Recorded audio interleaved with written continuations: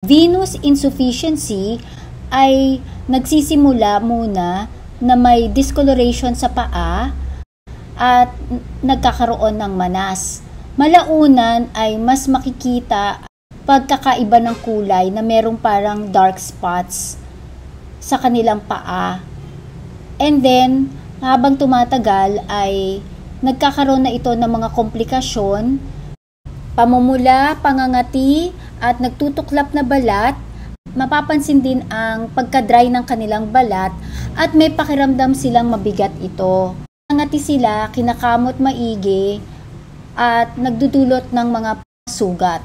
Ang nangyayari sa venous insufficiency ay ang ugat sa binti ay merong diferensya. Maring may bara kaya bumabagal ang pagbalik ng dugo paakyat sa puso. Nanatili ang mga ugat sa binti at sa paa, lalo na sa paa because of the gravity. Isa sa mga komplikasyon ng venous insufficiency ay ang stasis dermatitis o tinatawag na gravitational dermatitis. From the word itself, gravity, so ibig sabihin yung nananatili kasi nga ang dugo sa paa kaya nagkakaroon ng makati. So kakamutin nila ito ng kakamutin hanggang sa maging isang sugat. At ang tawag na dito sa sugat ay venous ulcers.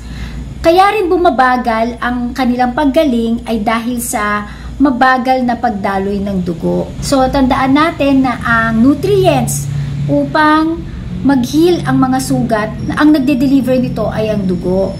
So kung natatraffic nga ang dugo ay natatraffic din ang paghilom. Aring dahilan ng pagbagal ng paggaling ng sugat ay ang mataas na asukal. Lalo na ang isang pasyente ay diabetic pa, mas maraming asukal makakain ng bakterya.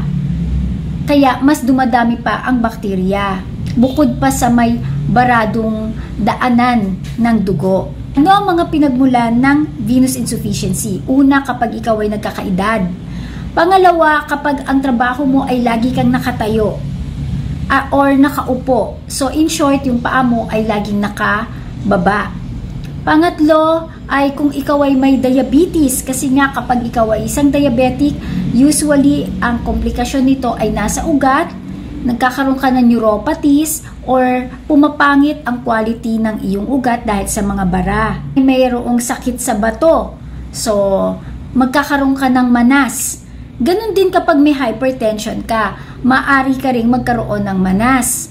Kung ikaw ay merong varicose veins, dahil nga sa pagtayo ng matagal at pag-upo ng matagal, isa pa ay kung ikaw ay overweight o obese, syempre ang bigat mo ay dinadala ng iyong mga binti, kaya pwede ka ring magkaroon ng venous insufficiency. Kung ikaw din ay multiple pregnancies, syempre dahil din sa kapag ikaw ay buntis, mabigat yung tiyan mo, nag-i-increase ang weight mo, at isa pa ay naapektuhan talaga ang ugat.